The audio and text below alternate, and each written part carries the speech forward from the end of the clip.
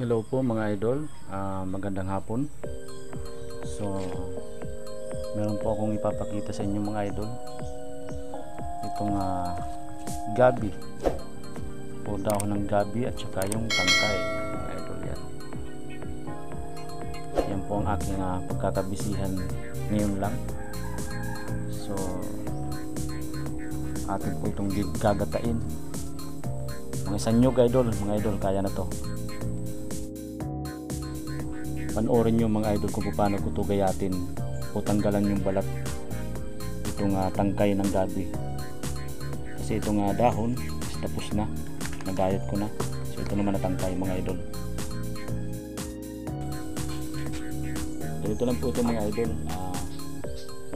Ganyan natin yung kutsilyo natin. So, yan. Babalatan po natin siya mga idol, ganyan.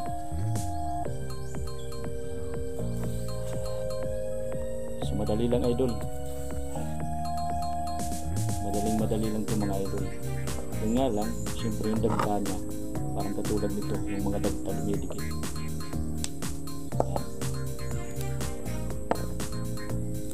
So ganyan lang mga idol, napakadali.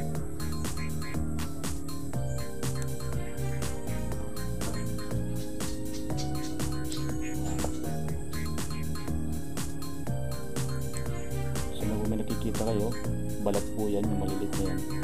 So kailangan natin tanggalin din yan mga idol.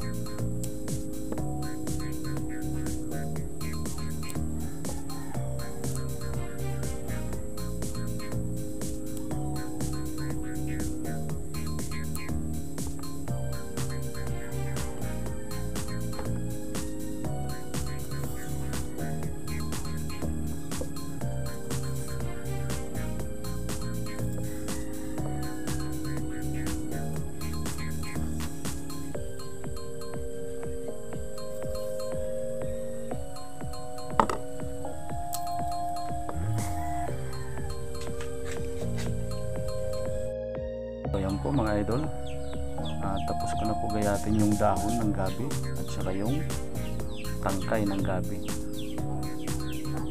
So nyug na lang po ang kulang. So yan, bibili po ako ng nyug kahit mga isang piraso lang po mga idol. Medyo may kamahalan po kasing nyug ngayon dito, yung panggata. Isang buko, isang nyug panggata is 15 pesos. So hindi pa po yun na kinayod. So ako na lang po magkakayod, kasi pag ako pa magkayod, pag pinakayod ko po yun, another 5 pesos, so magiging 20 pesos siya.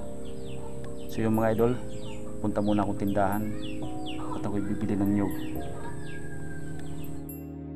So ayan mga idol, nakabili na po ako ng isang nyug para sa aking gabi. Igagata ko sa aking gabi or laing sa Tagalog. At meron pang bonus mga idol, meron po ko ditong tuyo. So yan, ito yung tamban na lapad, pero mas maliliit siya mga idol. So ang ganito niya, ang presyo niya is bali tatlong balot na ganito, 25 pesos. So yun, yung dalawa nito ando sa kabilang bahay sa aking mga magulang. So isa lang itong dinala ko.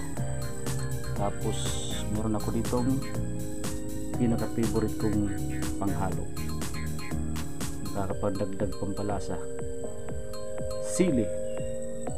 Yan.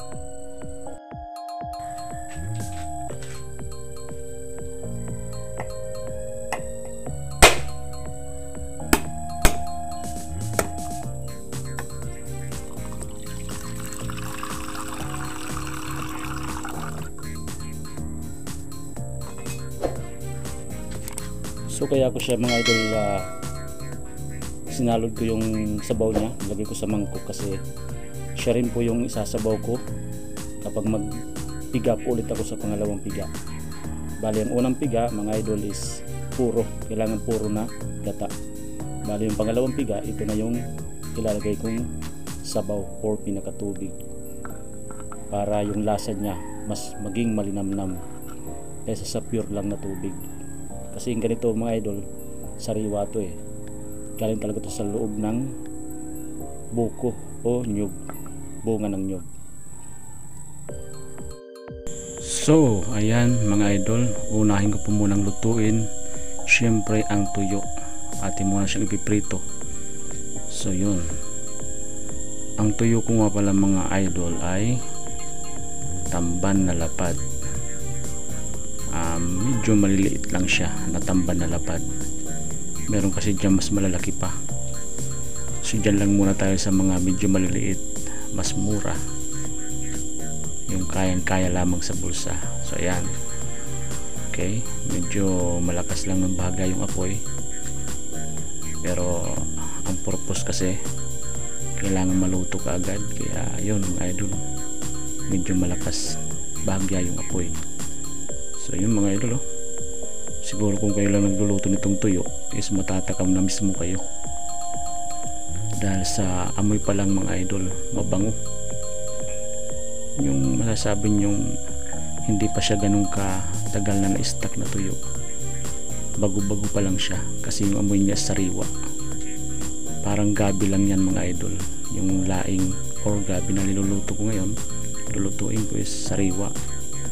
Kakukuha pa lang sa puno, diretso na gulay, luto. So ayan na mga idol, yung aking gabi.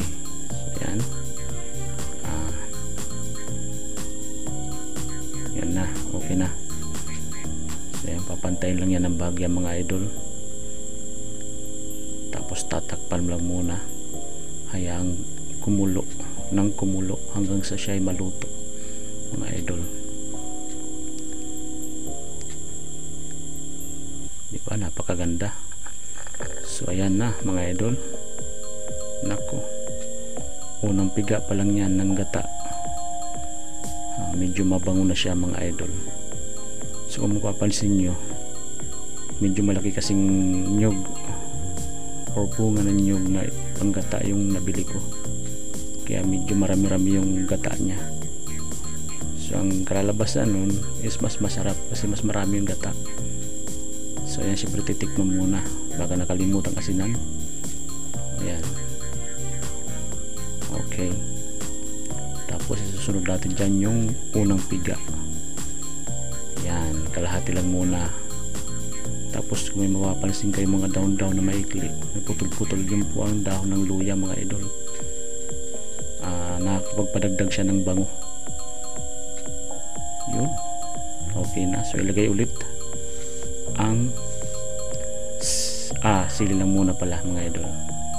So yun, paunti lang yung sili natin mga idol kasi kulang ng bunga ngayon. Medyo kumakain-kain kasi yung mga tao ng sili. So ayan, so ilagay na yung kalahati pang natira ng yung unang piga. So ayan, yung pagpiga ko dyan mga idol, hindi ko nilagyan ng tubig, talagang pure na katas niya, hindi katulad ng pangalawang piga na kailangan talaga lagyan na ng tubig. So nilagay ko nga pala doon mga idol yung sabaw lang niya mismo sa loob ng buko, yun yung ginawa ko pinakatubig. So ayun, makapansin nyo dyan, puting puti, talagang pure na gata. So ayun, napakaganda mga idol, lutong luto, napakaganda, sariwa. Tapos itong tuyo, tingnan nyo naman, amoy at makikita nyo pa lang, at saka yung amoy lasang lasa na. So ayan, nakakatakam na yan mga idol. So ayan na mga idol, uumpisahan na niya, ini-introduce niya na yung tuyo at saka yung gulay. Yan yun idol, mga idol, syempre hindi niyo makakalimutang magdasal, magpapasalamat yan sa araw-araw na biyaya na pagkain. So yun, magdadasal muna yan mga idol.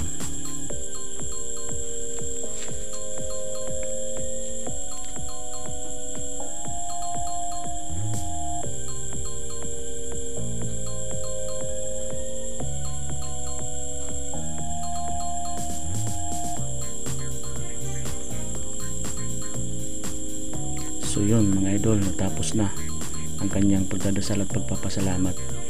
So ayan, umumpisahan niya na yan. Medyo ginugutom na kasi yan mga idol. Ano? Nako, mga idol, matatakam kayo sa sarap ng luto. Hindi man siya ganun karaming panghalo, pero talagang the best lutong probinsya. Simple lang. Bagay na bagay yan mga idol sa kahit anong klaseng tuyo, sa mga gulay na ginataan or sa mga laswa, diba? Bagay na bagay yan kahit anong klaseng tuyo. Yun unang subon laki, talagang siguro ginugutom na yung mga idol, or di kaya naman gigil na sa gulay mga idol. So yan wow, yun papakita pa mga idol yung tuyo. Nakakatakam ng mga idol o yung mga nasa ibang bansa na marunong nito at kumakain nito, siguro nami-miss nyo na itong mga ganitong pagkain.